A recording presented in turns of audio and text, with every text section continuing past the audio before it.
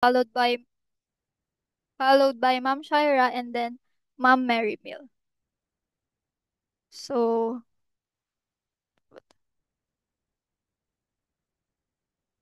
ayan. So, learning objectives.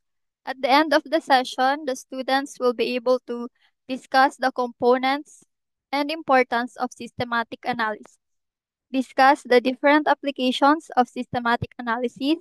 Third, differentiate traditional and systematic reviews. And fourth, differentiate systematic reviews and meta-analysis. So medyo papahapyawan lang po namin yung meta-analysis since connected po yung topics. So we have here the hierarchy of scientific reviews, which shows that systematic reviews have the highest or strongest quality of evidence. Kasi siya po yung nasa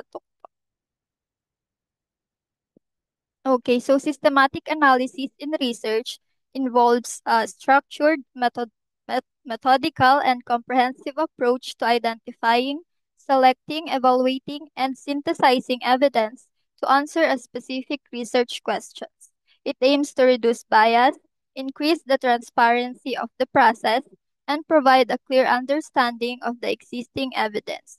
So this approach is often used in systematic reviews and meta-analysis.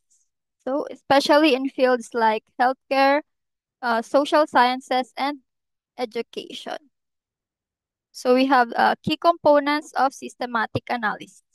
So, here's an overview of the key components, including clear research question, search strategy, study selection, data extraction, quality assessment, data synthesis, interpretation and conclusion, transparency and replicability, and reporting results. So, number one is clear research questions. So, the first step is to define a precise and focused research questions, kagaya na lang ng mga past activities natin. So, this question guides the entire analysis and determines the scope of our study. So, search strategy. A systematic search is conducted to find relevant studies, data, or literature. So, it is involves identifying appropriate databases like yung sa Science Direct or sa PubMed and Google Scholar. So, using specific search terms and criteria to ensure comprehensive coverage.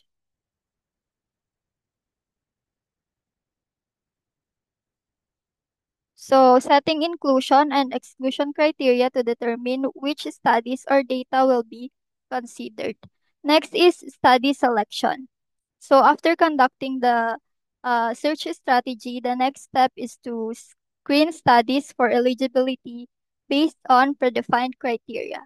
So, this is crucial stage to ensure only the most relevant and highly studies are included in the analysis. So, dito na natin parang yung ginawa po natin last activity, yung activity 5.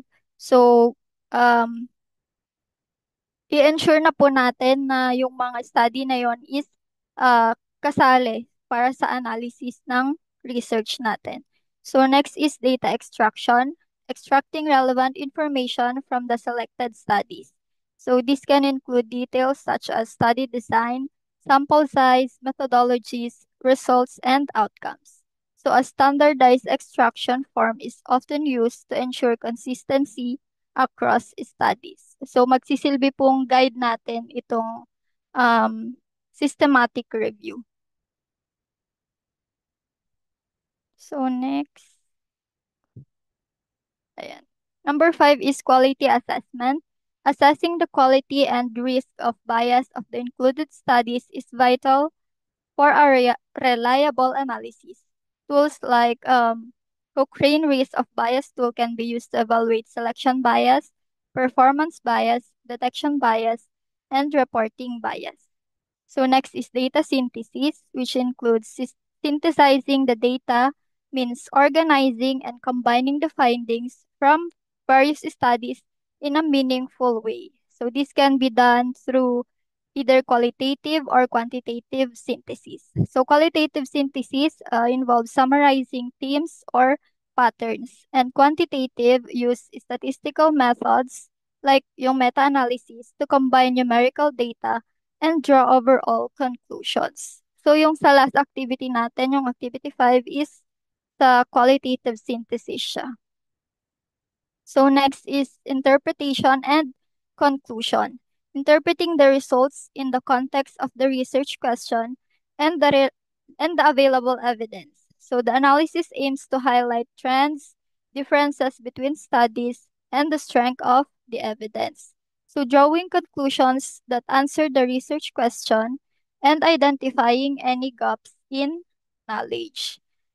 So number 8 is transparency and replicability. So a systematic analysis emphasizes transparency by detailing every step of the process so others can replicate or build upon the analysis. So this includes clearly stating the search strategy, selection criteria, and methods for synthesis. So, lastly, reporting of results. So, reporting the findings in a clear, structured manner. A systematic review or meta analysis typically follows established guidelines such as PRISMA or preferred reporting items for systematic reviews and meta analysis. So, by adhering to this systematic approach, we researchers can ensure that our analysis in our study is comprehensive, objective, and scientifically rigorous. So, importance of systematic analysis. So, it first it minimizes bias, provides a comprehensive overview, identifies knowledge gaps, and supports evidence-based decision making. So, for minimizing bias, by using a systematic and transparent approach, systematic analysis helps to minimize the risk of bias in the selection and interpretation of evidence. So, it also provides a comprehensive overview of the available evidence on a specific topic, helping researchers to make informed decisions.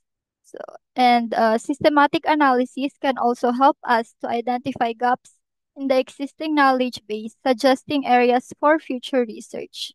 And lastly, the findings of systematic analysis can be used to inform evidence based decision making in various fields. So, application of systematic analysis.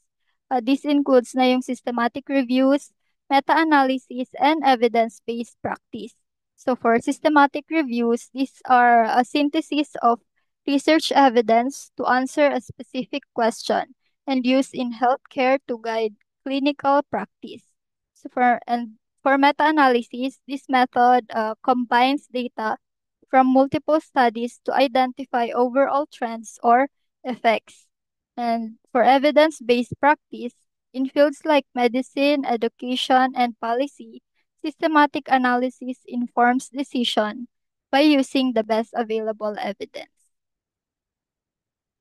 So next po is systematic review to be discussed by Ms. Shira.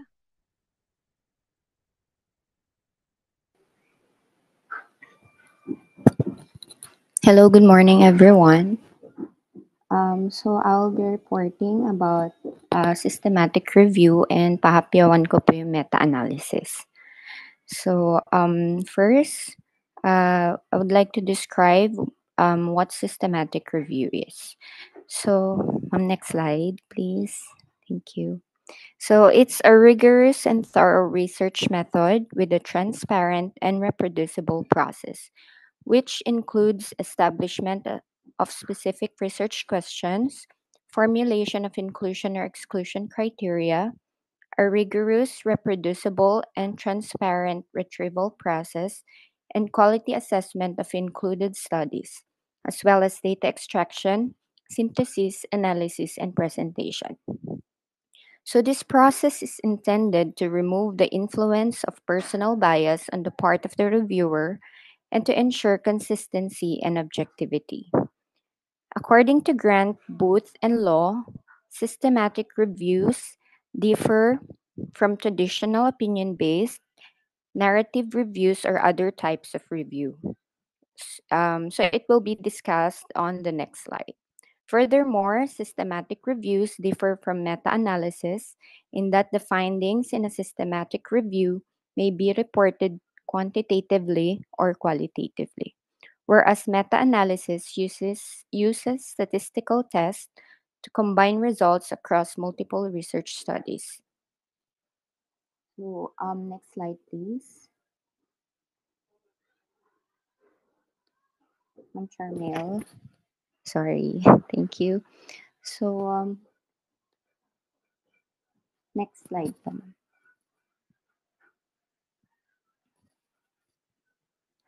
Okay, so here, um, traditional versus systematic reviews.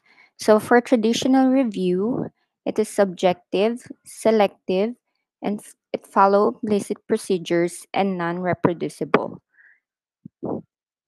For systematic review, it is explicit statement of objectives and methods, comprehensive, and it is reproducible. Next slide, ma'am. Okay, so on this table, we could see the side-by-side comparison of the traditional review and systematic review. So the traditional review is open to biases, while in systematic review, bias is minimized. In traditional, methods are not published, while in systematic, methods are published. So in traditional, we won't be using no protocol, but systematic reviews, it is protocol based. For traditional, um, we use sample of research, but in systematic, we use exhaustive efforts to identify all relevant research. Traditional review is subjective review of study quality, and systematic is criteria based review of quality. And traditional review is unreliable basis for policy and practice, while systematic review is a firm basis for policy and practice. Next slide, ma'am. So, according to Kang H., a systematic review collects all possible studies related to a given topic and design and reviews and analyzes their results. During the systematic review process, the quality of studies is evaluated and a statistical meta analysis of the study results is conducted on the basis of their quality. While meta analysis is a valid, objective, and scientific method of analyzing and combining different results, usually, in order to obtain more reliable results, a meta analysis is mainly conducted on randomized controlled trials which have a high level of evidence, as illustrated on the next slide. So, on this hierarchy of evidence, systematic review and meta analysis are on the topmost, followed by randomized controlled double blind tests, which means they are considered the highest level of evidence. Remember that meta analysis can form part of a systematic review, but a good systematic review is essential to a meta analysis of the literature as described by Grant and Booth. Next slide, ma'am. Okay, so here it is easy to confuse systematic reviews and meta analysis. So, a big difference is systematic review is an objective, reproducible method to find answers to a certain research question by collecting all available studies related to that question and reviewing and analyzing their results. While meta analysis differs from a systematic review in that it uses statistical methods on estimates from two or more different studies to form a pooled estimate. So, following a systematic review, if it is not possible to form a pooled estimate, it can be published as is without progressing to a meta analysis. However, if it is possible to form a pooled estimate from the extracted data, a meta analysis can be attempted. So, systemic reviews and meta analysis usually proceed according to the flowchart presented on the next slide. So, here, first is formulating research questions. by utilizing the PICO framework. The next is protocol and registration. Next, defining inclusion and exclusion criteria, literature search and study selection, quality of evidence, then data extraction, analyzing data, level of evidence assessment, then finally, presentation of the results. So I'll try to explain each of the stages on the flowchart. So first is formulating research questions. Next slide, ma'am. So here, systematic review attempts to gather all available empirical research by using clearly defined systematic methods to obtain answers to a specific question. While meta-analysis is the statistical process of analyzing and combining results from several similar studies. If the studies contain data on the same topic that can be combined, a meta analysis can even be performed using data from only two studies. However, study selection via systematic review is a precondition for performing a meta analysis. So it is important to clearly define the PICO parameters that are central to evidence based research. So, next slide, ma'am. Protocols and registration. So, in systematic reviews, prior registration of a detailed research plan is very important. So, in order to make the research process transparent, primary or secondary outcomes and methods are set in advance. And in the event of changes to the method, other researchers and readers should be informed when, how, and why. So, third, defining inclusion and exclusion criteria. Information is included on the study design, patient characteristics, publication status, whether it's published or unpublished, language used, and research period. If there's a discrepancy between the number of patients included in the study and the number of patients included in the analysis, this needs to be clearly explained while describing the patient characteristics to avoid confusing the reader. Fourth is the literature search and study selection.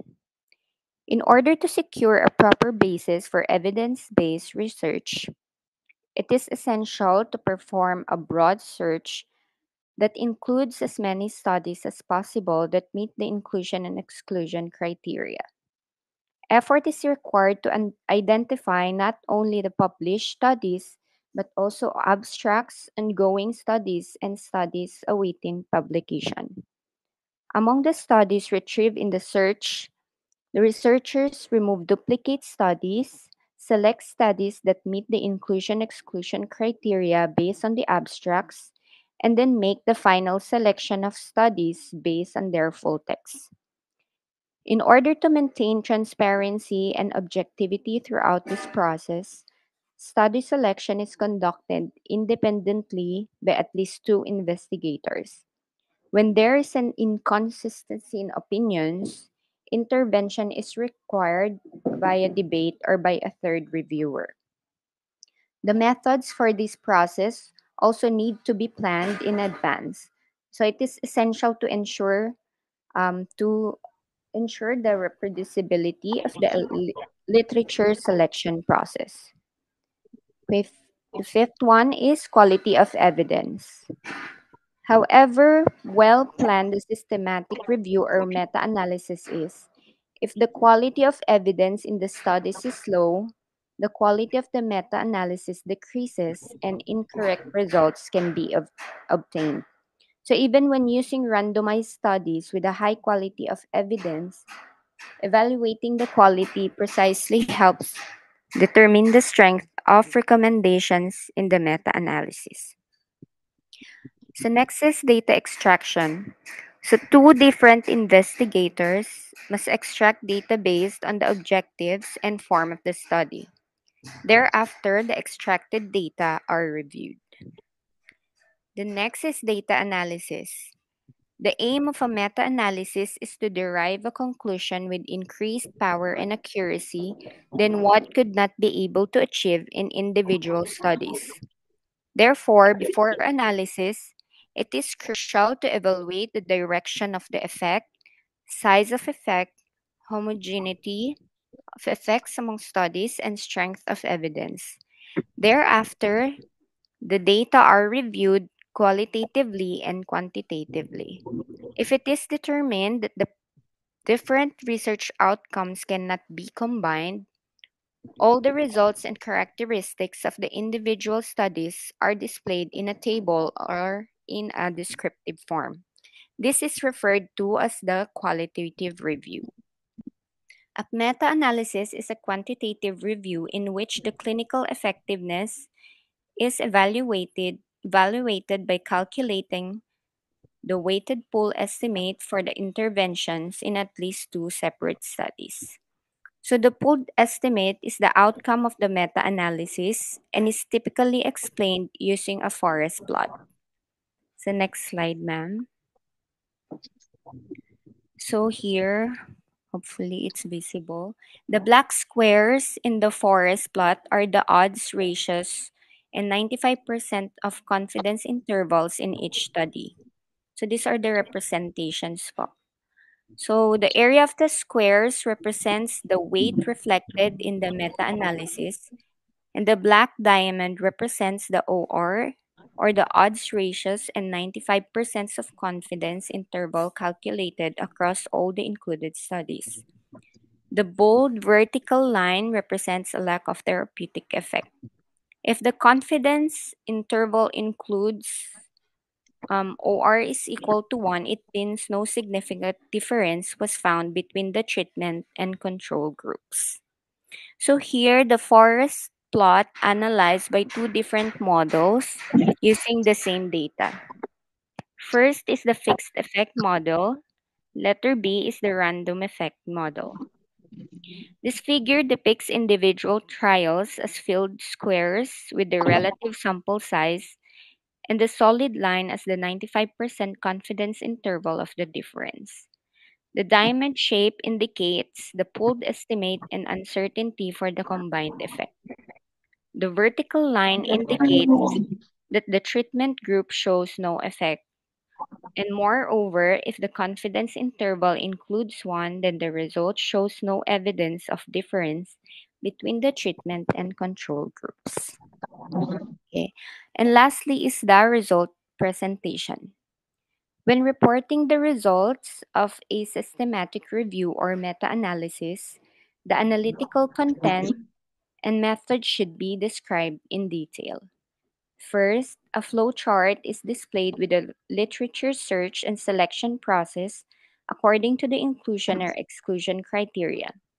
The second, a table is shown with the characteristics of the included studies, and a table also be included with information related to the quality of evidence. And third is the results of data analysis are shown in the forest plot.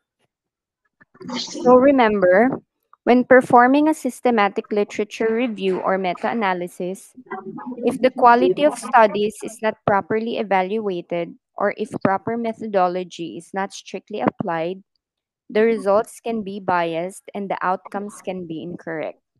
However, when systematic reviews and meta analysis are properly implemented, they can yield powerful results that could usually only be achieved using large scale RCTs, which are difficult to perform in individual studies.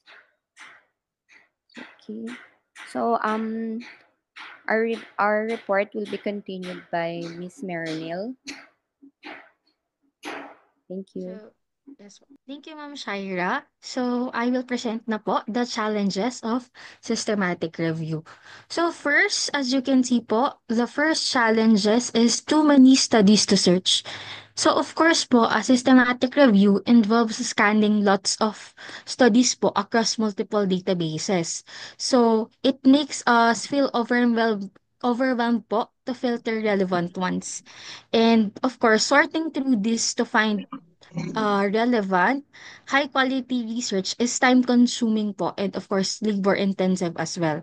So one example po is kunyari review on COVID-19 treatments. Uh, uh, you can retrieve po over 10,000 articles, requiring, of course, extensive screening to find high quality studies. So, of course, the researchers need to develop strict inclusion and exclusion criteria to filter the most relevant ones efficiently. So next po, publication bias. Only studies with significant findings are published. So publication bias po, studies with positive or um, statis- statistically significant results are more likely to be published po, while those po with negative or probably inconclusive results remain unpublished or appear less po in visible sources. So of course, this in turn creates a skewed po perception of the true effects of an intervention. So next, inconsistencies in in I'm sorry, inconsistencies in findings because of flaws in study conduct or random errors.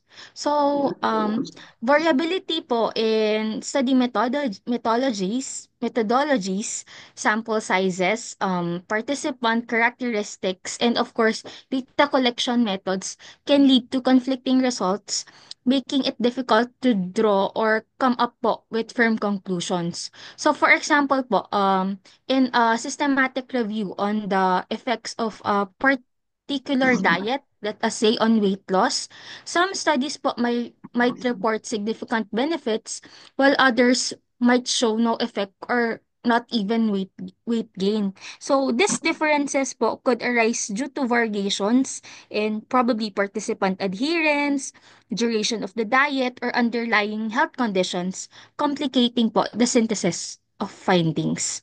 So next po, next slide please, Ma'am Charmiel.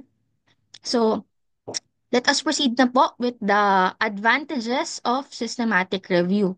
So the first advantage po is it uses explicit methods which limit bias.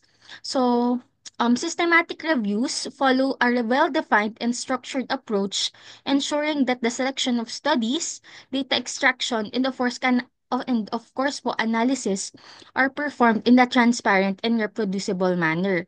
So by using standardized criteria to, of course, include or exclude studies, systematic reviews reduce selection bias and researcher bias, making the findings more objective. So this is ano po, specifically important in clinical research where biased results po could lead into incorrect treatment recommendations. So next po, draws reliable and accurate conclusions. So, of course, because systematic reviews po analyze data from multiple studies rather than a single source, they provide a broader and more comprehensive view of the topic. So, this rigorous methodology po ensures that conclusions are actually based on high quality evidence, of course, thus reducing errors and inconsistencies. Um, Next is it's the best form of evidence. Systematic reviews po, as discussed, are considered the highest level of evidence in the hierarchy of evidence-based research. So, they actually provide a thorough synthesis of existing studies, often using meta-analysis to statistically combine, leading to more powerful insights. Next, it is very useful po in decision-making tools for clinicians, researchers, and policymakers. So, healthcare professionals po use systematic reviews to, of course, determine the best treatment strategies based on the comprehensive evaluation of available evidence. Researchers, on the other hand, use them to identify gaps in knowledge and, of course, guide future studies. While policymakers depend po on systematic reviews to formulate public health policies and regulations that are backed po by strong scientific evidence. So one example po is when the World Health Organization used systematic reviews to evaluate different COVID-19 vaccines before recommending them po for emergency use. So these reviews po compiled evidence from multiple trials, ensuring that vaccine approvals po were based on comprehensive unbiased data. Next po is generation of new hypotheses about subgroups of studies.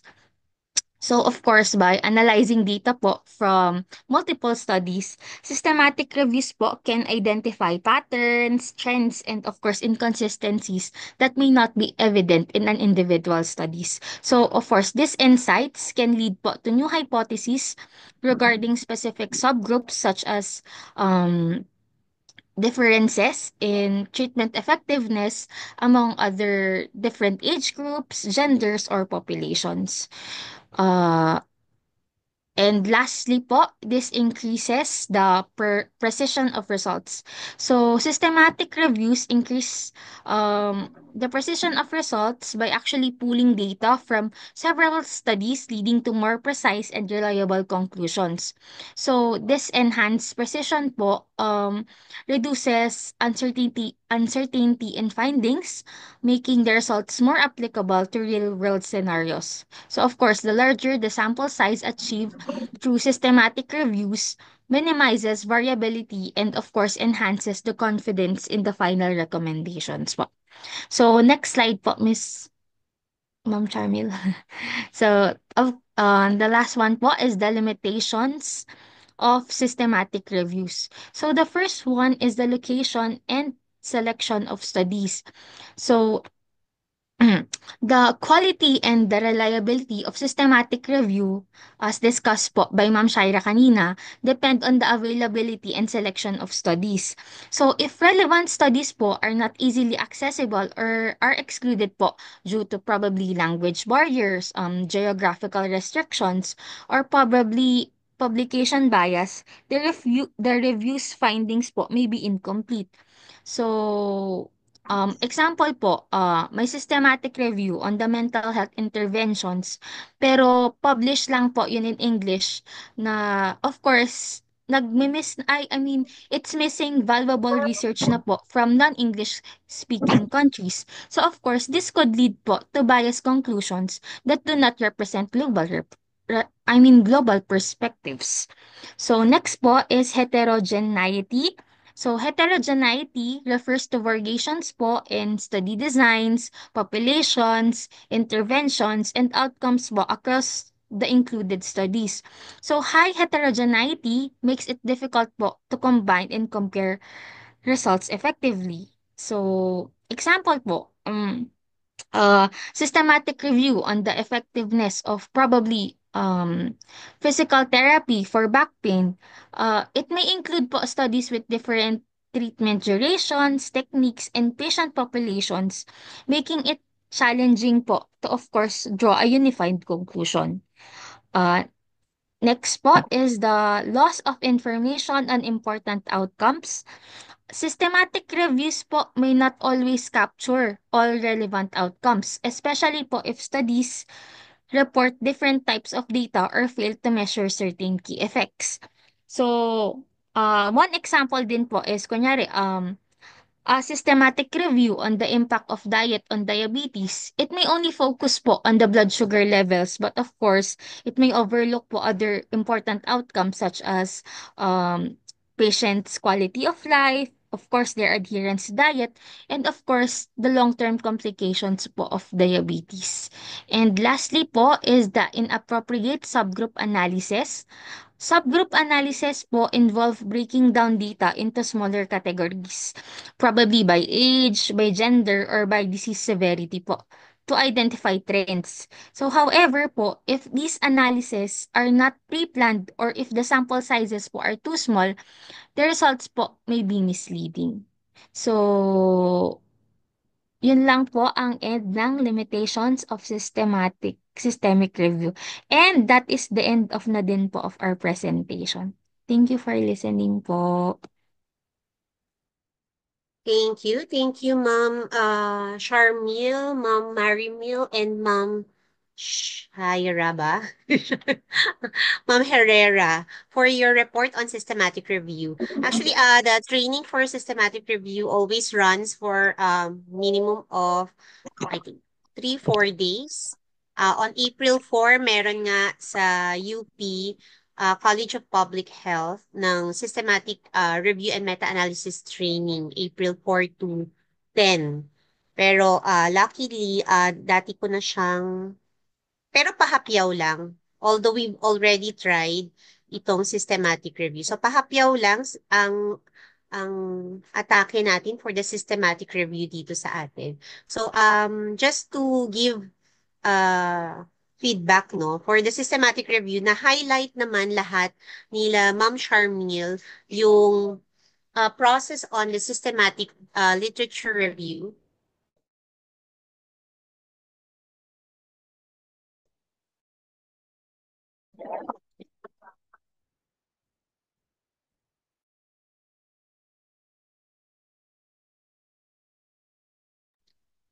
Sorry,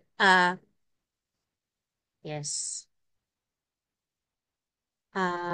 Pahapyawan ko lang. Yes, systematic search of all types of literature, itong ating systematic review.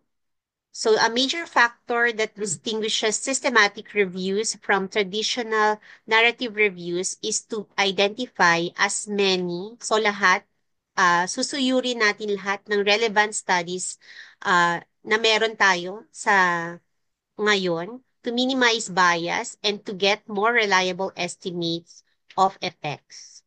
So anong i-expect natin dito? Of course, susuyurin natin lahat. We expect to search multiple literature sources and it will take up the process will take up resources.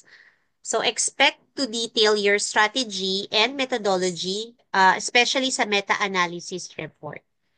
So type of sources natin dito, one that is not tackled dun sa report nila ma'am, is the primary, secondary, tertiary sources. So we can have, kasi usually, ang ginagamit natin is yung ating mga journals. So we can have primary, mga original information, mga articles natin yon, mga tabulated health stats. We can use secondary sources also within a systematic analysis, you can have another systematic analysis inside or meta-analysis doon sa loob na yon. And then tertiary, those that are collated from the primary and secondary source. So napahapyaw kanina ni ma'am that we can use itong ating mga PubMed, yan. We can use all these sources, Scopus, Herdin, yan.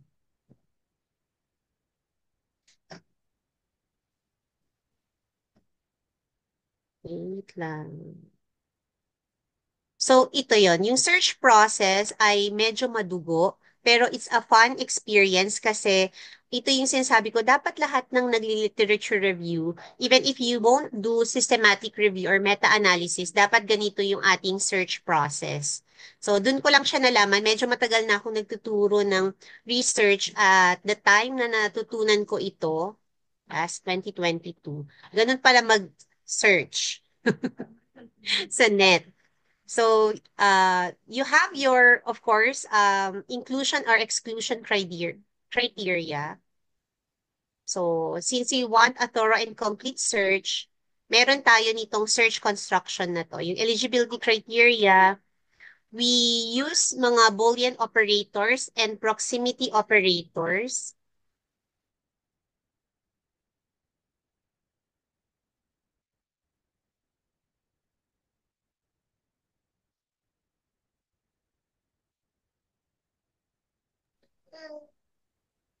Ayan, for the eligibility criteria, nabanggit to kanina ni Ma'am Charmil, we need to set inclusion and exclusion criteria at the start. Doon pa lang sa pinaka-start natin, meron na tayo. So, ano ba yung eligibility criteria na to? So, unlike yung sa ating mga usual na papers, ang eligibility criteria natin is for the respondents sa mga tao. Dito, the eligibility criteria is the criteria for those sources that we will be including. So, we can have eligibility criteria on research design. So, i-include ko ba lahat ng research designs or lahat ng mga experimental lang? So, include ko ba pati mga systematic reviews or meta-analysis na dati? So, ikaw magsasabi nun kung included siya. And then, population studied or location of the study. So, within Asia lang ba? Or sa buong mundo? Lahat kukunin mo. So, ikaw magsasabi nun sa eligibility criteria mo. Date range of information for the past 10 years lang ba? For the past 5 years? Or from the start? Lahat ng meron. Then, source or publisher. So, dun lang ba siya sa PubMed, Scopus, Herdin kukunin? Yung author natin, authors lang ba na taga-Asia? And what are the cases to be included? So, this is an example, no? Magandang gawin to sa PubMed. So you can filter by a variety aspects. So publication date, sa language, meron pala niyan. Meron pala. So hindi ko alam na meron palang ganito when you search sa PubMed. And then, ito, sa eligibility criteria, some recommendations on restrictions. So, no language restrictions should be included in the search strategy. So, date restrictions should be applied only if it is known that relevant studies could only have reported during a specific time period. So, hindi dahil gusto mong last 5 years lang yung ma-include dun sa iyong systematic review. Kasi para konti lang yung articles na i-review ko. It's not like that. So limit restrictions to those that are really needed as the goal to do a sensitive research. So this is one example, effectiveness on the use of sinacalcet versus yung ating standard therapy or placebo in ito, reducing all-cause mortality, controlling biomarkers, including intact parathyroid hormone, serum calcium, and serum phosphorus, reducing patient-important outcomes, including parathyroidectomy, fractures, and cardiovascular events, and improving quality of life. So, yun yung kanyang objective. Another objective is determine the safety of the use of sinacalcet versus standard therapy or placebo in the occurrence of all adverse effects, hypocalcemia, and nausea and vomiting. So, we will use these objectives dito sa ating example na to. So, example, yung criteria natin for considering studies for this review, sa type of studies, we all include studies involving sinacalcet, whether alone or in combination with other interventions that utilize RCT, quasi-experimental, or a randomized crossover design. So review articles and other systematic or meta-analytic studies will be excluded. So it's except written here the exclusions already. Then criteria on types of participants. So only studies with participants who are adults diagnosed having CKD based on guidelines of Kidney Disease Outcome Quality Initiative and are undergoing dialysis will be included in this review. Then, criteria on types of interventions. So, studies on sinacalcet, hydrochloride, calcimimetic, and or any of its market available brand names will be included in this review. Then, criteria also on the types of outcome measures. So, lahat nung nasa objectives nyo nakalagay dito, of course. And then concept building after you've identified your inclusion and exclusion criteria. So identify main concepts being reviewed in the review, being examined in the review. So usually, it includes terms for yung ating PCOT, yung ating population, yung intervention, and we have also the types of studies designed to, here, yung PICO natin or yung PEO. So, population intervention comparator and outcome or population exposure and outcome kung wala tayong intervention. So, related terms, you list down all related terms dun sa iyong study. So, important dito yung mga synonyms, and other brand names kung mga gamot yung gagamitin natin. Kasi gagamitin natin later yan sa search natin sa mga sources. So, for example, here, we do this exercise, no, for population, for example, adult siya, and then we mesh it, adult na may kidney failure, adult na may chronic kidney failure, adult na may renal disease, adults na may end-stage renal disease, adult na may chronic hemodialysis. So, lahat ito i-include mo later or isa-search mo later dun sa iyong mga sources. And then, yung inyong intervention, your SINACAL set. So, lahat ng available brand names. And then, important yung ating use of your Boolean operators. So, or and, magandang practice ito kapag gumagawa na kayo ng search. Yan. So, pag ah, combining and or tayo. We also use yung not doon sa ating search strategy. Then we have proximity operators also. Yung next or, edge operator, tsaka yung near operator natin. So, we use also these field tags. Magandang i-practice nyo itong mga search strategies na to. Itong bracket na to, square brackets. I don't know if we have example here. Yan. So, you can try this. If you are using laptops now, you can open your PubMed since sa health tayo. And then you can use, if you're looking at diabetes, then you put square brackets ng TI, that is for all those studies na merong title on na may diabetes on the title. So makikita nyo dito merong 177,473 articles na merong ganong diabetes sa kanilang title.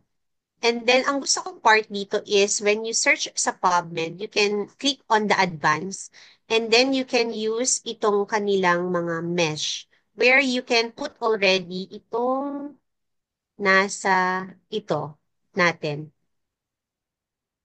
Mommy.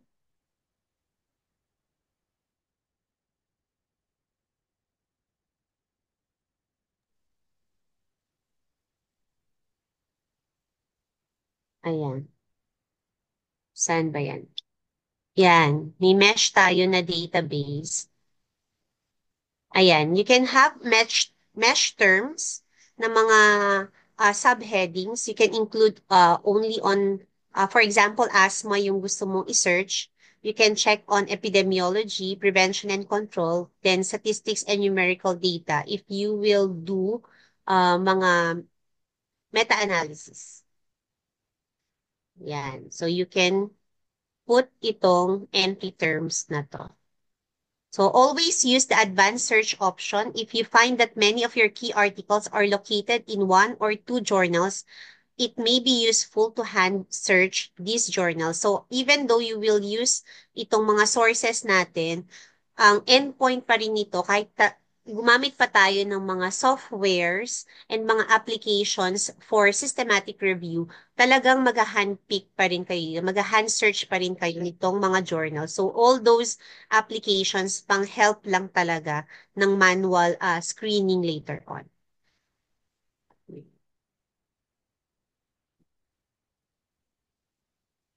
Yan. Recommended search strategies. So meron tayong RevMan na ginagamit. So Cochrane has developed a standard set of search criteria to be used in literature search for systematic reviews natin. So meron tayong sensitivity maximizing version at saka yung sensitivity and precision maximizing version also. Yan, this is a sample, no? Dun na nilalagay sa ating PubMed na mga key terms. Yan. I think ito, inisa-isa niya. Sa PubMed, you just search, put on advanced. Then you add on history. So if yung una mong ilalagay, search for randomized controlled trials. And then papakita niya kung ilang items or articles ang meron. Then you can add after that yung other keywords natin. Ayan. Yan. This is pertaining to the example that we had kanina, yung Sinakal set. So, you can press there, sa advanced pa rin to yung mesh. You put the term Sinakal set first. Yan. And then you can add yung, or Sinakal set hydrochloride. And pwede mong idagdag yung mga brand names later on. So, you are building yung list mo. So, makikita mo yung list mo from 177,000 kanina. Bumababa ng bumababa yun when you do build your search dito. Yan. Meron ba? Wala dito.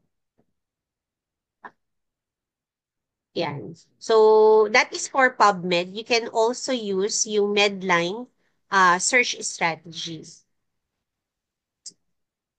So for screening process, let's say you've got after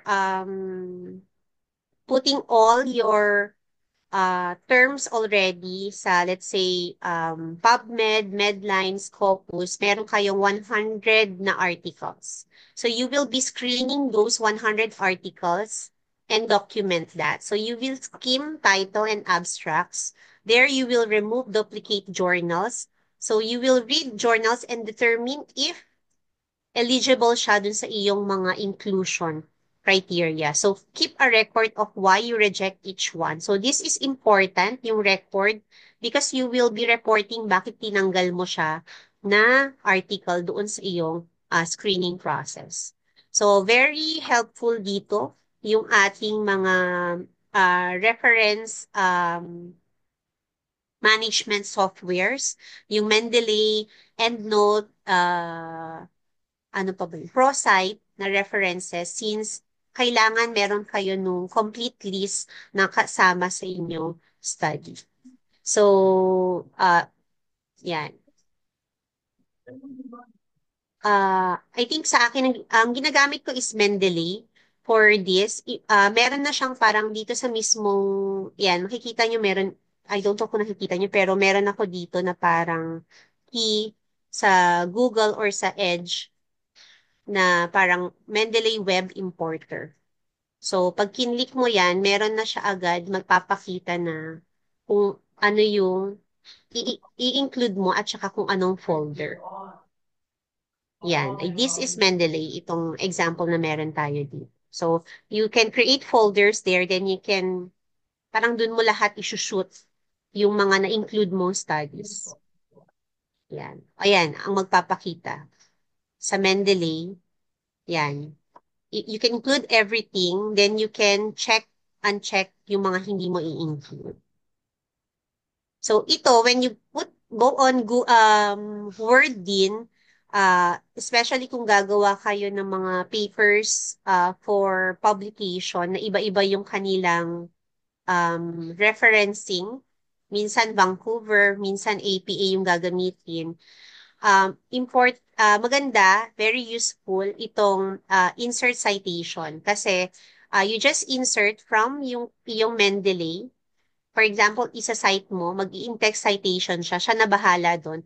And then, pwede nyo ilagay later on yung sa references. Siya na mag-i-input. Lahat ng nasama nyo doon sa inyong papel na mga references. And kung mag-change kayo, for example, gagawin yung Vancouver from APA, automatic na yung pag-change kapag ginamit nyo siya dun sa inyong pagsulat ng paper. Yan. You can export that. One tool that can help you with systematic review, screening lang ha, screening is Covidence. So this is a software, no? Pwede nyo search sa net. So it will help you, especially kung group kayo doing screening. So you can work here together. So may review type, area, and then kung ilan ang i-review nyong papel or ilan pa ang pwede nyong i-review na papel. So you import the references here, then you will do screening. dito. Then you will put kung i-include nyo or i-exclude nyo yung mga papers. Ayan. Ayan. For example, you can still screen 18 and then you continue. This is an example. It will, sa Covidence, i-show niya ito and then you will check dun kung i-include mo or hindi mo siya i-include. For documentation, it's important to document yung name of database, yung sa inyong search strategy, date run in the database, limits nyo, actual search strategy, and results. So, copy-paste lang naman itong mga to. If you are a very organized person, hindi mo naman kailangan ng mga softwares for this one. Kaya na siya ng Excel. So reporting the search process, you should report the number of articles retrieved, number of articles retrieved using other search methods, number of duplicates, number of articles assessed and screened, and number of articles included in the analysis. So ito yung usual na makikita nyo sa mga ating mga published systematic review. Meron silang Prisma flowchart. So, usually, kung masipag ka, isusulat mo na lang itong Prisma flowchart. But you can use Revman, that is another software that can help you with systematic review. And then, siya na mismo yung mag-generate after nitong Prisma na flowchart. Yan. Ayan, meron naman siya. Creating Prisma flowcharts, you can put here. Then, automatic na siyang mag-create nitong Prisma na flowchart. So, you can read on this systematic literature search sa, saan ba yung ano na to? But these slides ay from Miss Ko sa UP College of Public Health. And Mama, can I watch that? Ano?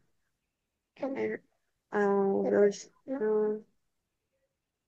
Mommy, can I watch that?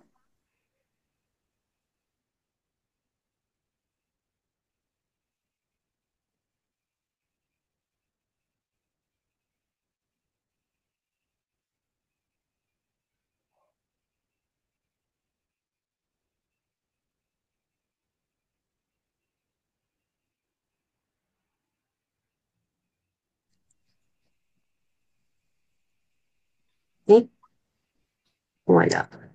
Wait lang.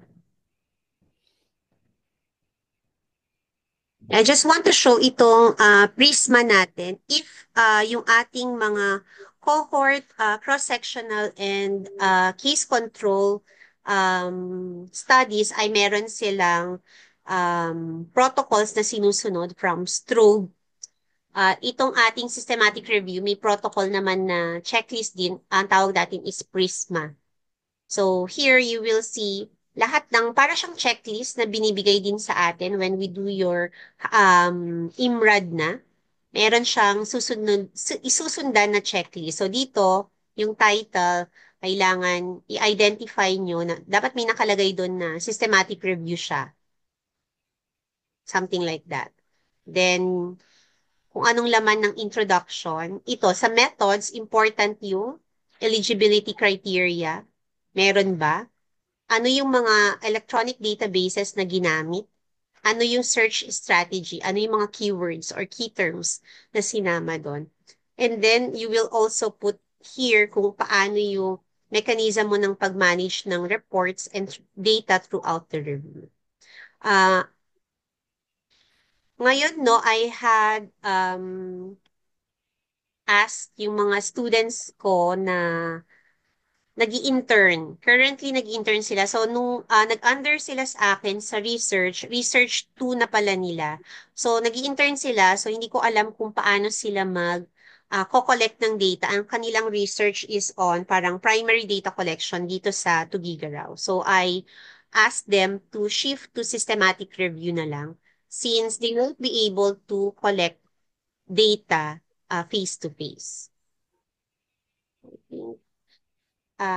Marami pa akong gustong i-share dito sa systematic review pero makukulangan tayo ng time. So for those who will or who want to do systematic reviews, siguro makipag-consult na lang later on. At this point, meron bang gustong magtanong about systematic review before we move on dun sa report ng meta-analysis? Meta-analysis will be quick.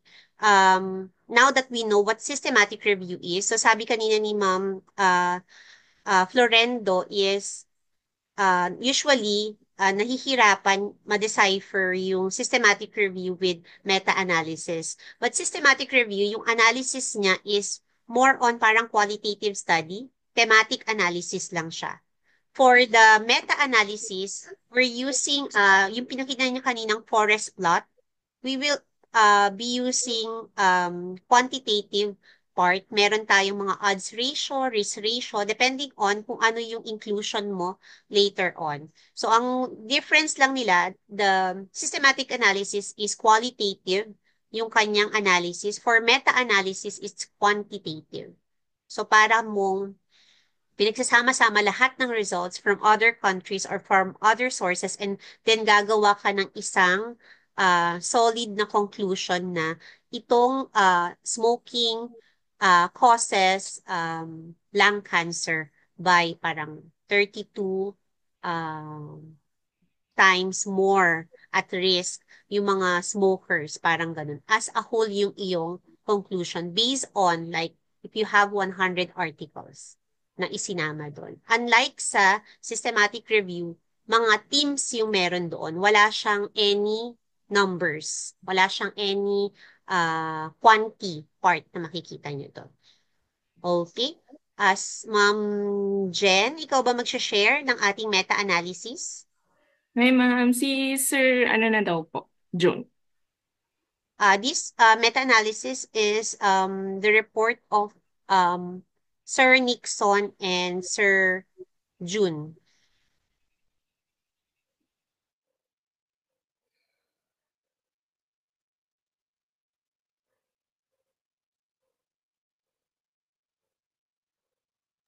Good morning, ma'am. Pinag-uusapan po ako ni Sir Tristan. Ako na po ang mag-share, ma'am. Kasi may meeting daw po sila with Gov today po, ma'am. Sige, ma'am. Sino ba mauna sa kanila? Si Sir Tristan? June Tristan or si Sir Nixon? Pre-recorded na po yung sa kanilang dalawa, ma'am. Yes. Magkasama na sila dyan sa nasayo? Yes po, ma'am. Okay. Sige. Share din, Ma'am Romilet.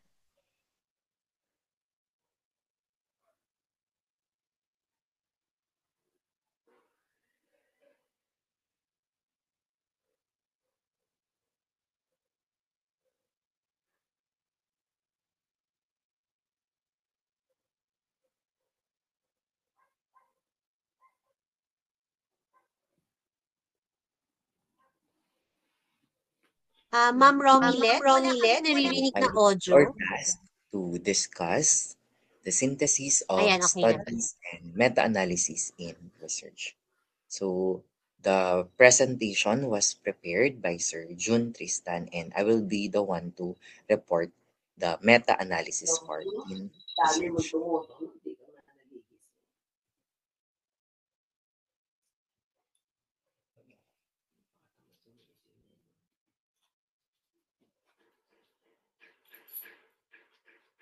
So what is research synthesis?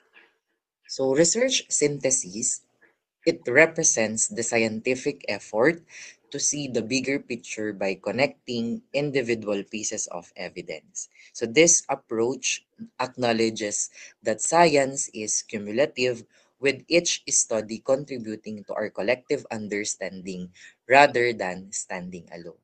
So based on our discussions with the systematic review or the literature review, we can synthesize our literatures through the meta-analysis.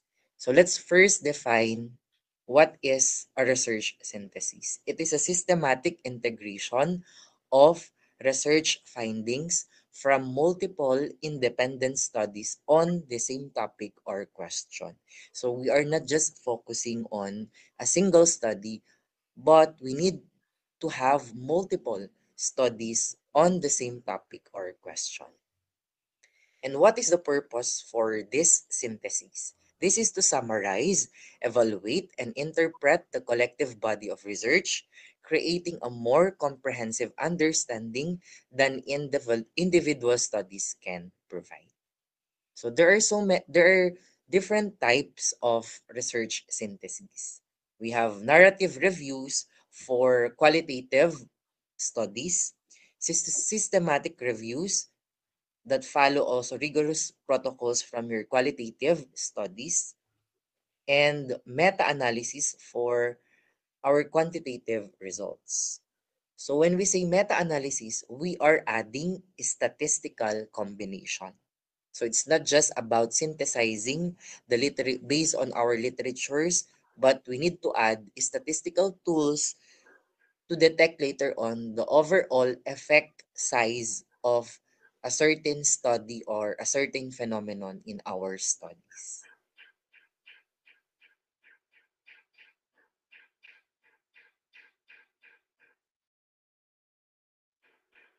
So meta-analysis is actually a new research method that statistically combines data from multiple independent studies to generate a more precise and a robust estimate of the overall effect of a phenomenon or intervention, providing a stronger conclusion than any single study alone. So as we mentioned a while ago, that meta-analysis not only focuses on one study, but on multiple studies.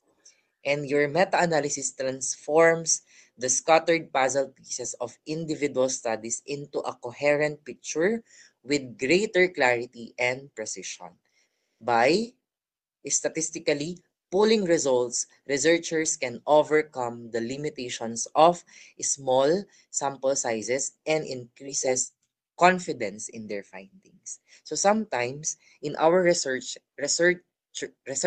or studies, we sometimes have an issues or problems on sample size. And based on my experience also during undergrad, that some panels would recommend on the sample size that it does not cover the general or the target population that I am targeting in that certain study. So that limitation or that problem can be solved through meta-analysis. So how do we do your meta-analysis? So meta-analysis is a statistical technique that combines results from multiple studies to generate more precise and robust estimates of effect. So we are measuring here the effect or the outcome or the association of two variables. So the goal of your meta-analysis is to quantify overall effect size and explore variations or what we call heterogeneity across studies. And the key advantage of this is, of course, to increase statistical power to detect the effects that might be missed in smaller individual studies. So since we are pulling multiple results or we are pulling multiple studies here, we do not have a question on the sample size and what studies are involved. And for the primary purpose of your meta-analysis, it solves or resolves conflicts and provides a more accurate estimate of the true relationship between variables.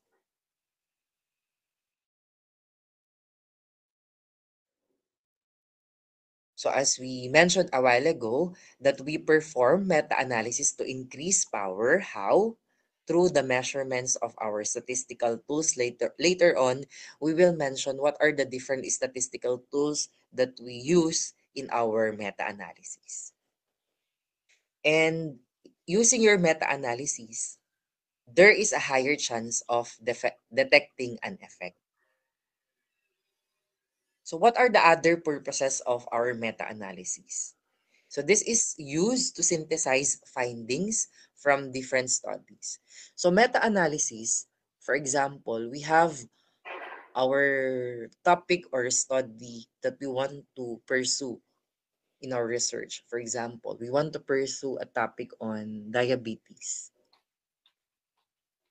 So when we gather or when we synthesize literatures, we get all studies regarding diabetes or the specific uh, or the specific topic on diabetes that we want to research or to study on. So based on that different studies, we increase the statistical power. How? By combining data from that multiple studies. And again, as we always try to reiterate, it addresses issues of small sample sizes. It provides Next, it provides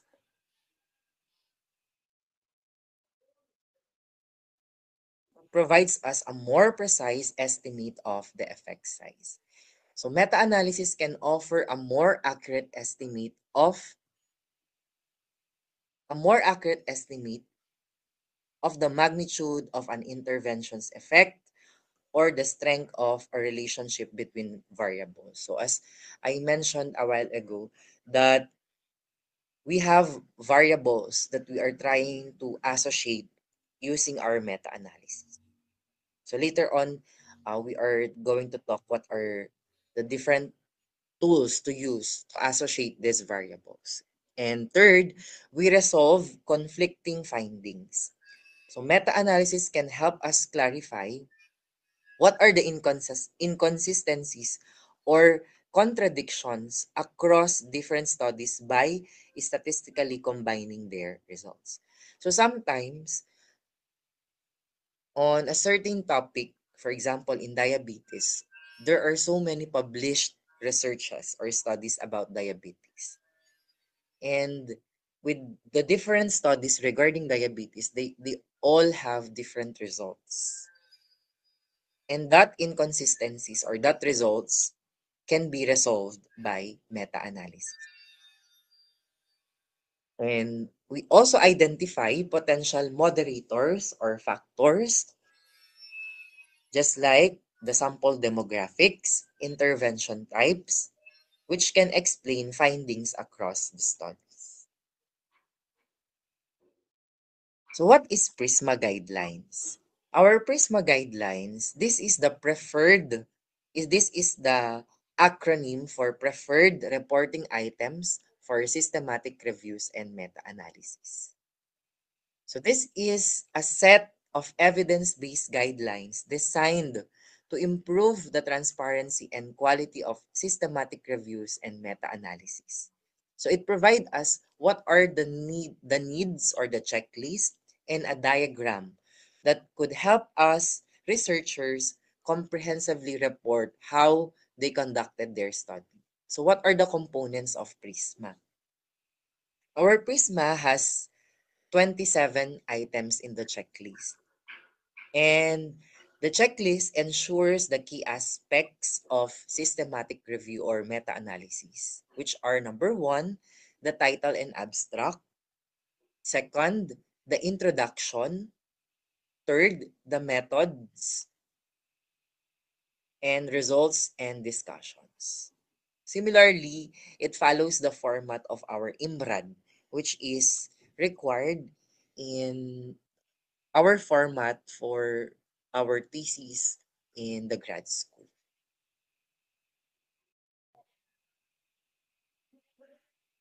So what about the Prisma flow diagram?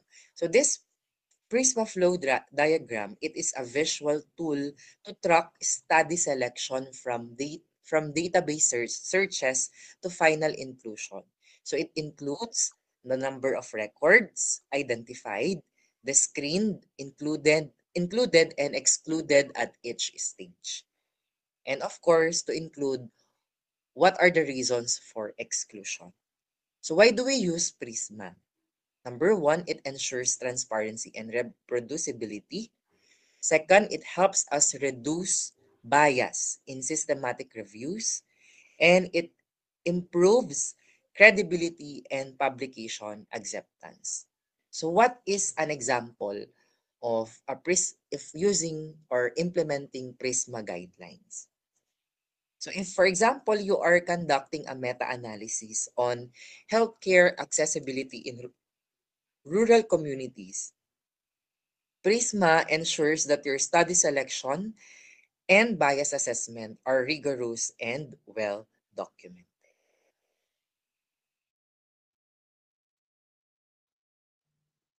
Now let us go to the steps in conducting a meta-analysis.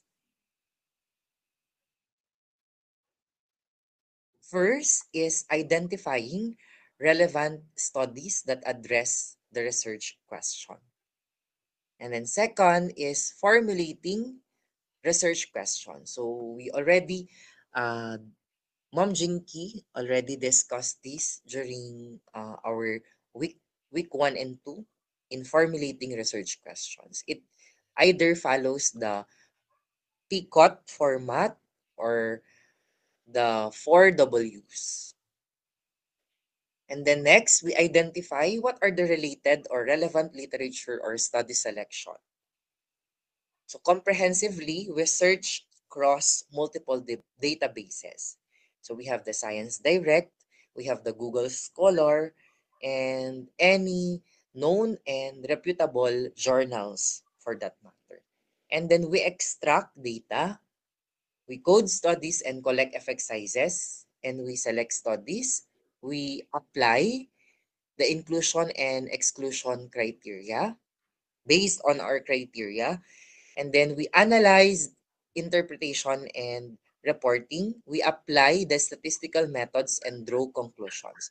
Later on, we are going to tackle what are the different statistical tools used for meta-analysis. And lastly, we need to analyze based on our statistical tools that we use. We analyze the results from these different studies.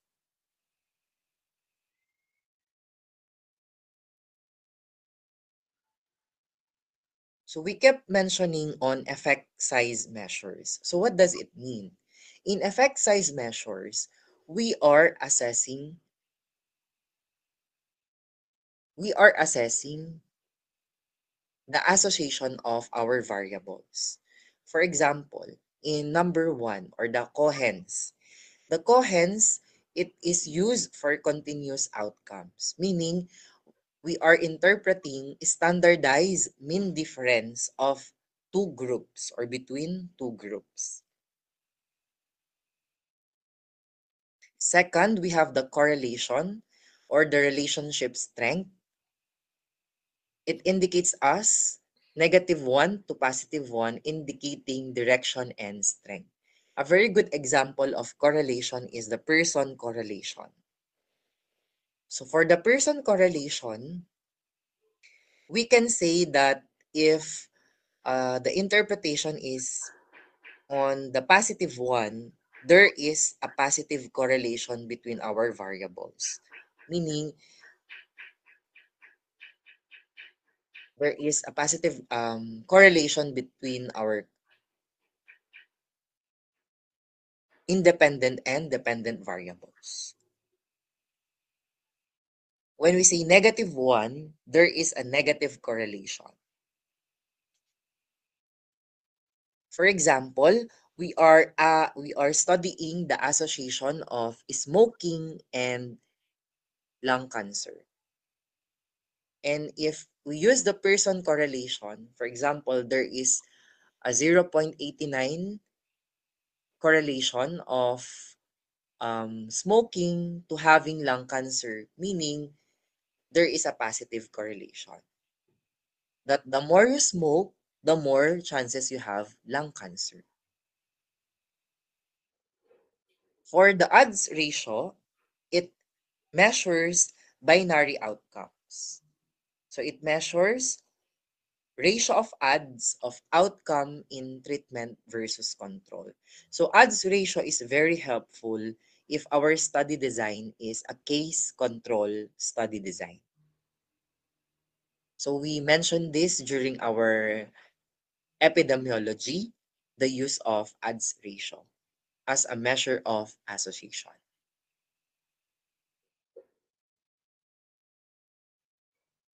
And for the risk ratio, we use this for our health researches, and it is useful for the ratio of risk of outcome in exposed versus unexposed. So this would be helpful in our cohort study designs. So effect sizes represent the magnitude of an intervention's impact or the strength of a relationship between variables.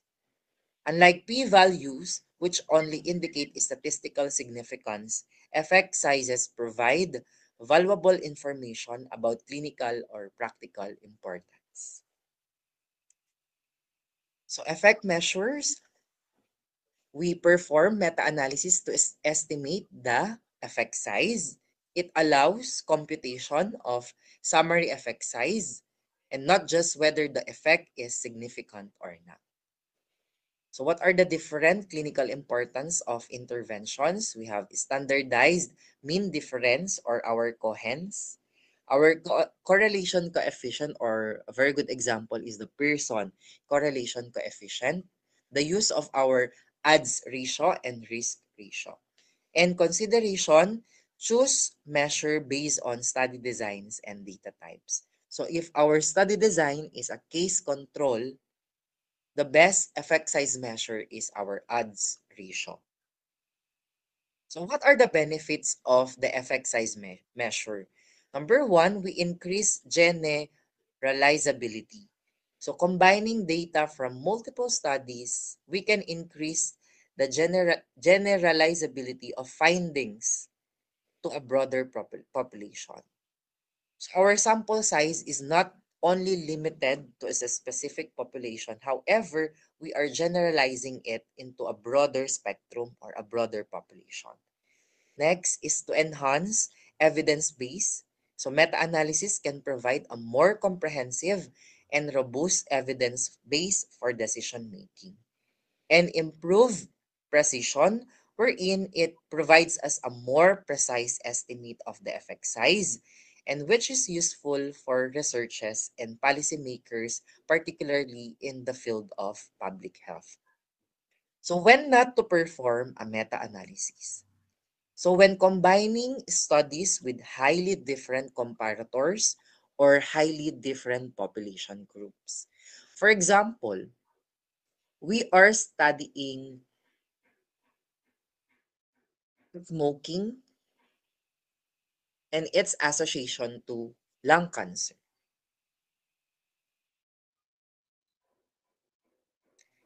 When a study used a different population group or a different variable, for example, they compared smoking versus risk for coronary heart disease, automatically we will not include the study. So we need also to check whether that study we are including for our meta-analysis suits our research or our study population. So what are the different statistical models in meta-analysis? First, we have the fixed effect model. So when we say fixed effect model, it assumes all studies share one true effect size with only variations during sampling error. So we use this when there are highly similar in methods and populations. So what are the advantages of fixed effect model? It shows greater precision but narrower applicability. Why? Because in the fixed effect model, this is useful in studying specific populations. Next, it assumes homogeneity across studies, and it is prone to higher risk of type 1 error when heterogeneity exists. When we say type 1 error, these are false positives. When we say false positive, we are incorrectly rejecting our null hypothesis. And for the random effects measure or random effects model, it assumes studies estimate different true effects that follow a distribution. So appropriate when studies vary in methods, populations, or implementations. So it's very useful if the group of studies that we use in our meta-analysis have different methods, populations, and implementations. So we can use the random effects model. It is more conservative but broadly applicable. Why? Because we are including here a larger or a general group of population. And therefore, we can generalize results. So accounts for between study variance, and again, it typically produces wider confidence intervals because of its generalizability. So the choice between this model fundamentally affects the interpretation of results. So if we are the researcher, we should select the model that best matches the theoretical understanding of how effects may vary across different contexts and populations. So when we don't perform meta-analysis, we don't perform meta-analysis if the studies we gathered has a low quality and it has bias, because it will result to a doubtful meta-analysis. So how do we assess heterogeneity? So when we say heterogeneity, this is the quality or state of consisting of dissimilar or diverse elements, meaning they use different study designs, populations, and comparators. So this is actually the purpose of meta-analysis, to settle controversies arising from conflicting studies. This allows generalization of results, and it allows investigation of heterogeneity if consistent. So we have three tools to assess heterogeneity, and it will be further discussed in our statistics. So we have Q statistics. It is used whether observed differences in results are compatible with chance alone. And we have also the I squared if percentage of total variation due to heterogeneity rather than chance. And for our tau squared, which is an estimate of between study variance in random effects models. So heterogeneity in overall, it tells us whether studies are measuring the same effect or different effects. So low heterogeneity suggests us that consistent findings across studies, while high heterogeneity indicates substantial differences that require explanation. Meaning, if we had done our meta-analysis, then we assess our heterogeneity. If we yielded a result of low heterogeneity using our statistical tools, it means our studies are consistent with other studies.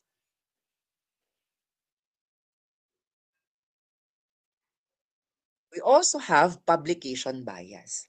Why publication bias is very significant to meta-analysis? Because it can ruin our meta-analysis. Why? What is our publication bias? It is a tendency for significant results to be published more often, meaning it is publishing positive results. So usually, negative results are unpublished. So that would lead to publication bias, which can affect our meta-analysis. Because if we do if we do research literatures later on, we can only search for good results or positive results. How about the negative results? So that would lead to publication bias and would lead to an error of our overall effect size measure. So how can we detect publication bias? We have our funnel plots, Egger's test, and the trim and fall. So when we say funnel plots, it is a visual tool showing effect size versus precision, wherein asymmetry often indicates publication bias, with small studies showing certain directions of effects more likely to be published, meaning more positive results are published than the negative results of that certain topic or study. For example, we are comparing community-based testing or community-based HIV screening and facility-based HIV screening in Tuguegarao City. And all published studies shows positive results. And we cannot search for negative results for that certain study. Therefore, it offers asymmetry or unequal distribution of the effect sizes. The next is the file drawer problem. So for the file drawer problem, it describes the tendency for null or negative results to remain unpublished in file drawers, which we cannot search from our literatures because it is kept in our file drawers. So if you could remember when Doc Tony mentioned during our orientation in the grad school that it is very important to publish our studies or our researches because it will be used for further studies, which researches may cite our studies because our papers sometimes are kept in drawers or cabinets for long periods of time without even others appreciating the results. And then next is the statistical test. So methods like your Eggers test, trim and fill, and P-curve analysis help us quantify and correct for publication bias, though each has limitations. So how do we interpret meta-analysis results? Thinking it is an easy research to do like other research studies. It requires, of course, number one, a detailed planning and significant resources. And it even requires training and expertise. So first, forest plots. We graphically display of an individual study effects before the overall effect. Second is the confidence intervals. We have a range of plausible values for the true effect size. And we also have our subgroup analysis. We explore effect variations across different study characteristics because this arises from different study populations. So we need to subgroup our population based on their characteristics. And lastly, our sensitivity analysis, which is a testing robustness of findings to methodological decisions. So proper interpretation requires more than simply reporting the overall effect size. So researchers must consider the precision of the estimate, explore factors influencing effect sizes, and assess how methodological choices impact conclusions.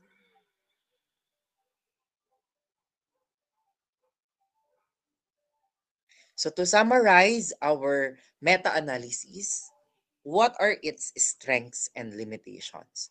So for the key strengths, it increases statistical power because it provides quantitative precision, and it enables us to explore of effect moderators and enhances generalizability when properly conducted. So the sample size is no longer an issue because we are already getting the generalizability concept of study population.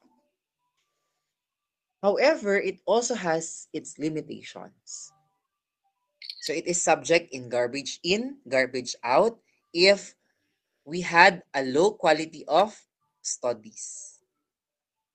And it might be vulnerable to publication bias because of more often positive results are published than negative results. And it requires expertise to conduct it properly.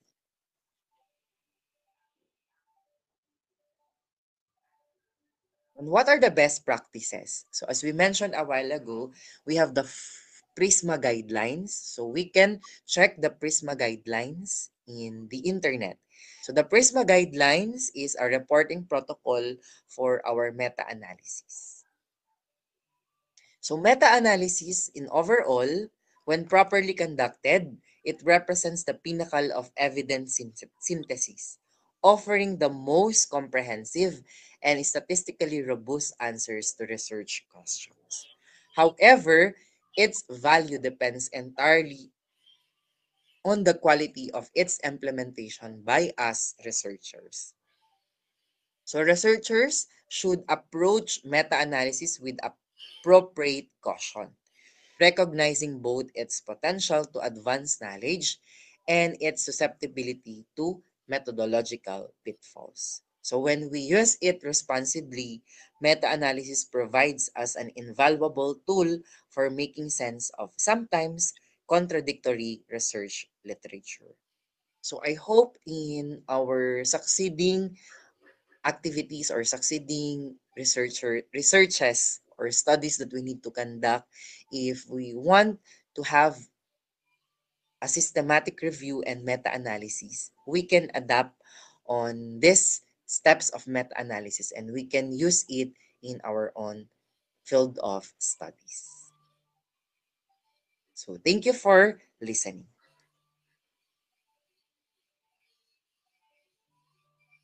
Thank you for that report, Sir Nixon and Sir June. I think covered naman lahat ni Sir Nixon, but I want to show an example of a meta-analysis. This is using the RevMan software. You can see it sa net.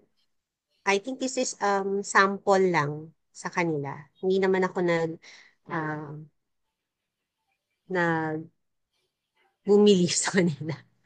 So here you can see yung example nila on asthma. So this is a practice systematic review using their software. So the objective here is to compare the clinical effectiveness and safety of increased versus stable doses of inhaled corticosteroid as part of a patient-initiated action plan for the home management of exacerbations in children and adults with persistent asthma. So, makikita nyo dito nakalagay yung search method niya. So, they used Cochrane, Medline, Sinal, up to, yes, Ma'am Levy?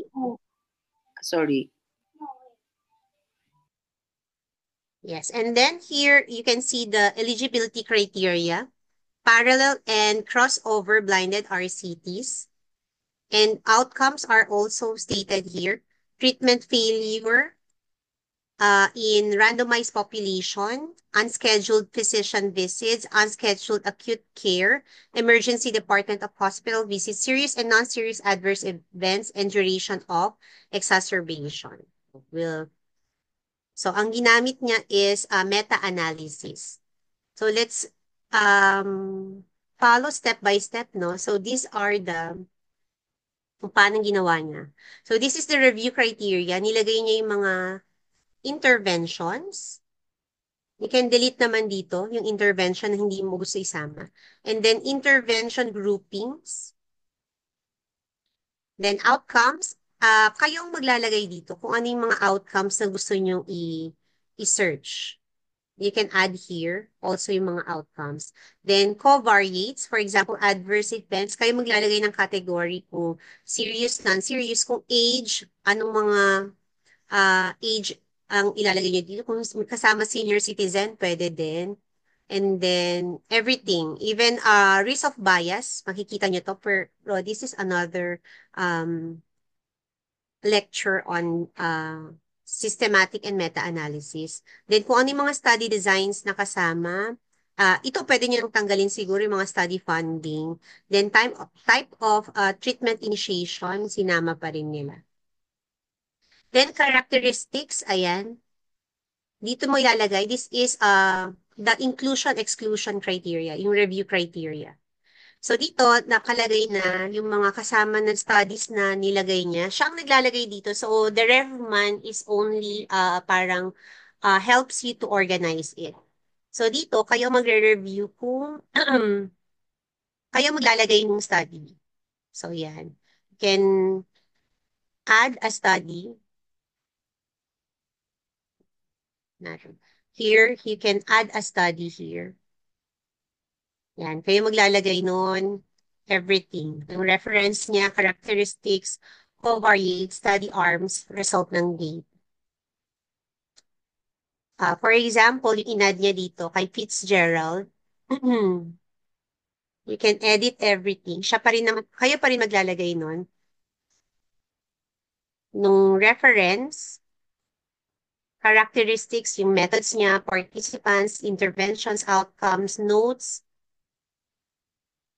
covariates, yan. Lahat. Nakalagay na doon, i-specify na lang. Then the study arms, then the result data. Ayan. Excluded, kanina yung sinabi ko, both for systematic and meta-analysis, you need to include the reason why it's excluded. Ayan. Back to excluded studies. Ito. When we edit that, yan, reason for exclusion. So, dyan nakalagay siya. Then, nakalagay dito, nakalista rin kung ano pa yung ongoing. Sa analysis, makikita nyo yung pinakita kanina ng systematic group on how our meta-analysis analyze. So, yan.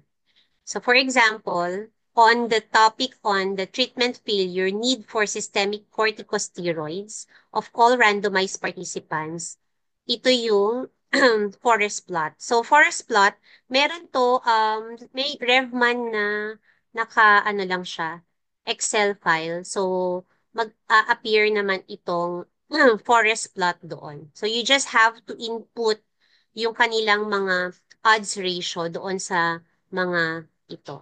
Let's check that. Yan. Lalagay nila. Yan.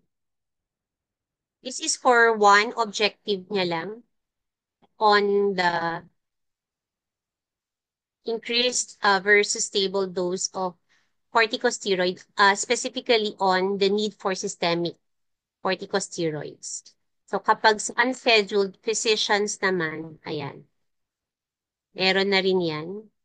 What studies ang meron noon, and then kung ano yung kanilang odds ratio. So, makikita nyo yung naka-diamond dito, siya yung pinaka conclusion mo, findings, or yung analyzed part. Important yung risk of bias part dito, especially if you want to check yung reliability ng mga studies. Later papakita. So, dito sa study na to, ayan. Sinabi niya kung ano yung mga included studies. Meron lang 9 included studies and the total participants for that. And then, synthesis of results, andito na rin. And then the author's conclusion. So kanina, I think walang nakapag-touch dun sa both groups, no, sa systematic and meta-analysis on the protocol registration. So merong nire-register tong protocol dito pa lang sa part ng um, eligibility criteria. Pwede nyo na i-register yung protocol ninyo, yung methods ninyo, pwedeng ma-publish sa Prospero. So, Prospero yung ginagamit. Andito pa yung risk of bias. Okay.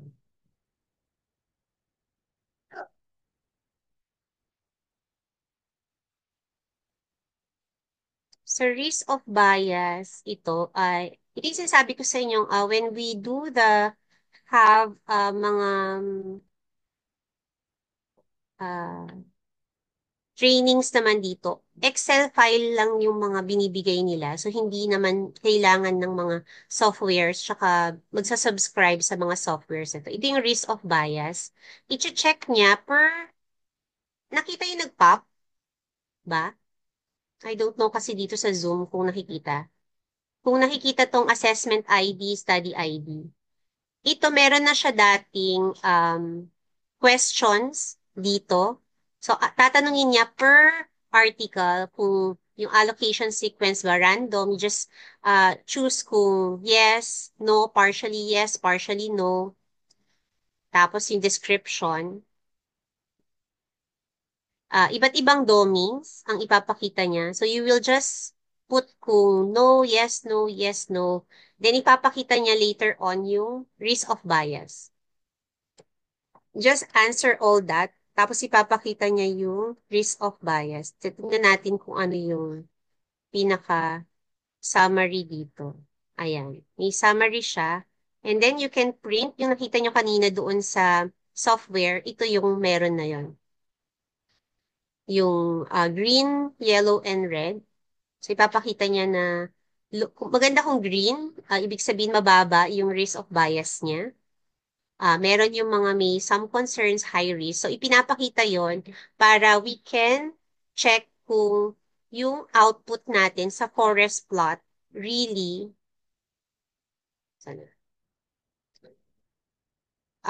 dapat papaniwalaan natin or not. So, yun lang for meta-analysis and systematic analysis. I hope, no, kasi we're used to doing studies na primary data collection lang. And you will see dun sa hierarchy, both groups showed na siya yung pinakamataas, yung systematic analysis natin because it's a combination of all the primary studies na ginawa. Imagine that. So parang if you can do only like 384 participants in one study, doon makikita nyo, a combination of 9 studies, meron siyang almost 2,000 participants with varying characteristics na yon. And then, ipagsasama-sama niya yung analysis. Normally, hindi to ginagawa ng isang tao lang. It's a group of people na gumagawa ng systematic review. Madali siyang gawin kung ang titingnan mo is hindi mo kayang primary data collection. Hindi mo kayang mag-interview, hindi mo kayang magpunta sa ibang locations. Ang pinaka-advantage niya talaga is nakaupo ka lang, nag-a-analyze ka. Pero hindi siya madaling gawin kasi susuyurin mo yung mga studies na yon. Even sa methods mo, dapat tama yung method mo para maganda yung conclusion mo sa systematic review. But, yun nga, pag na-publish mo ang isang systematic review on a certain topic, ito ang mabilis magkaroon ng mga citations. Kasi dun nila i-refer, kunwari may gagawa si Sir Gazmen ng study on asthma kanina on using itong mga corticosteroids. So, dun sa RRL niya kasi, and dun sa studies niya, sa results and discussion, lagi niyang isa-cite yung mga gumawa ng mga systematic reviews ng mga ganito. That's why, mabilis siya makakuha ng mga citations. Okay? Marami na tayong oras na nag-google sa systematic review and meta-analysis. Very quickly na lang, no? Actually, mas important yung mga next na topics natin since yun yung kailangan nyo for the thesis and sa compre nyo, lalabas ito. Itong sampling and sample size determination and your um, data instrument, research instrument and questionnaire. Okay, without further ado, sinong ating reporter for sampling? Good morning, Sino ma'am. po? Ako po, ma'am. Yes, Ma'am Romilet. Sige, Ma'am Romilet, you may share na po. Quickly na lang, Ma'am Romilet, no, since hanggang 12, hanggang 11 lang tayo. Yes po, ma'am.